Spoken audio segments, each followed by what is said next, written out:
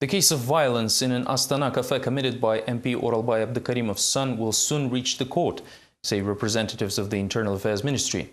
The shovel thrower, as press dubbed Abdukarimov, will likely be charged for hooliganism. The incident occurred 2 weeks ago in the Café Dastarkhan. Early in the morning, Kairat Abdukarimov, the son of a well-known Kazakh senator, used the shovel to break a glass window and the signboard of the establishment. The cafe's owner, Rustam Niyazov, asked the police to deal with the situation. In response, Abdukarimov threatened to sue Niyazov for trademark violations. It was revealed during Wednesday's briefing in the Internal Affairs Ministry that the police intend to pass the violence case to the court. Previously, the cafe's owner blamed the police for inaction. СМИ появились комментарии потерпевшего Ниязова о якобы бездействии органов внутренних дел. Some media printed Niyazov's comments where he accused the Internal Affairs of inaction. This is not true. All necessary investigation preparations are being conducted at the moment, after which the case will be sent to the court. На следующий день было возбуждено.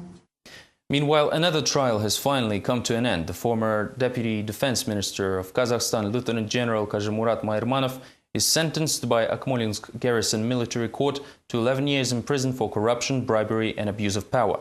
In addition, the court sentenced the Israeli citizen Boris Shenkman to 11 years of imprisonment with confiscation of property for fraud and bribery. To the other news, the financial police initiated investigation of another high-profile case involving the company Vizor Capital. This was indirectly confirmed by an official letter from the company's chairman, Michael Carter. In his response to reporters' requests, he declined to comment on the involvement of his company in the privatization of Kazmunaygas Exploration and Production Company, referring to an ongoing inspection. In his letter published in the newspaper Respublika, the ex-banker says that through the bond issue, the broker received $800 million, being the chief financial operators of Kazmunaygas subsidiary. Additionally, $31 million were earned by another subsidiary, company Vizor Capital, for the privatization services of Kazmunaygas Exploration and Production Company. So far, Vizor's representatives have managed to ignore these allegations. Unfortunately, Vizor Capital joint stock company cannot currently provide comments on your questions based on the declaration of Mr. Ablazov, the content of which is the subject of inspections by the authorized state organizations, the recipients of said declaration.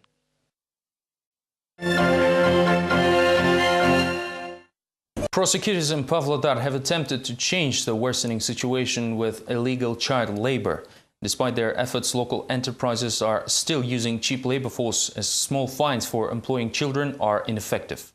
12-year-old Damira does not understand what the uninvited guests want. The girl's aunt realizes the visitors are from the prosecutor's office. Their main question is the age of the little traitor. This all is a part of the official anti-child labor rate in Pavlodar. Our legislation prohibits children under 14 years to work in any way. Prosecutors note that the employers always benefit from child labor, saving on taxes, social security and salaries. A child's daily pay rarely exceeds $3. Основные места трудоустройства несовершеннолетних – это автомойки города. Juveniles are mostly employed at car washes and as assistants in cafes. Although it is a family business, Damira's parents still have to pay a fine of up to $100 for the use of child labor. Labor inspectors say that the punishment should be tightened, as money saved on children easily covers the tiny fine.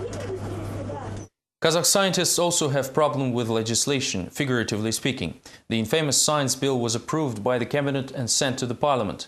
Disputes over the document are not dying down for almost 3 years. According to the representatives of the Education and Science Ministry, the major changes will affect management in research institutions. Even the Prime Minister admitted that the document is too innovative not to cause heavy criticism. At the same time, there are numerous issues that indeed need careful analysis. All this time, scientists tried in vain to get rid of the bill's loophole allowing for the privatization of institutions. Other complaints were directed at university teaching requirements, which many regard as being too administrative.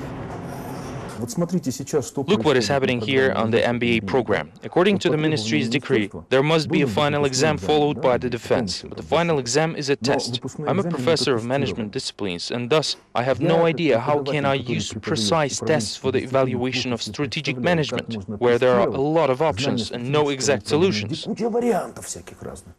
Several transgender people from Almaty have filed suits against the Justice Ministry for the violation of their rights. Apparently, they cannot replace documents until the complete sex transformation, which might take up to 8 years. Find out more from the next story. Almaty resident Alex Solovyov believes the Justice Ministry discriminates people's rights according to gender. He is a transgender man born as a woman. Interestingly, it was easier for Oleg to change his sex than replace documents. Now he cannot find a job or leave the country, while in the driving license he is still a woman. Хорошо, я сделал операцию. Здесь, в Алмате, в Казахстане. I had my first surgery here in Almaty, Kazakhstan, but I want to do all follow-ups in other countries. But even if I can leave the country with all documents, I will not be able to return after the surgery, because I just simply will not be able to pass the customs. Kazakhstan registered offices used to replace documents even before surgeries, after people went through hormone therapy and changed their appearance. However, the Almaty Justice Department changed the requirements last year. Their documents are not enough, there are only recommendations for the sex change. But there was no surgery and they are still on their old sex. Still, these people come and ask to change their documents. But what if they will be taken to a hospital? Should they end up in a men's or women's ward? Public Union Amulet helps people like Oleg to become full members of the society. Its activists say that the Justice Ministry does everything according to the law, and it is the legislation that is flawed. It is nowhere clearly stated at what point a man can be considered a woman and vice versa, while the complete change of sex takes 6 to 8 years. A woman has to go through several stages to become a man. Mammary glands have to be removed and plastic surgery of the upper body has to be done. That's stage 1. Some people chose to remove hormone-dependent organs first, which is also a lengthy stage. The phalloplasty is only done at the final stage. All 5 transgender people in Kazakhstan who received official refuses have appealed to the Ombudsman and the International Bureau for Human Rights. If their case will end up in the court, it will become the first precedent of working with similar issues for the country's judicial system. These were the latest updates from Kazakhstan. Thank you for being with us and goodbye.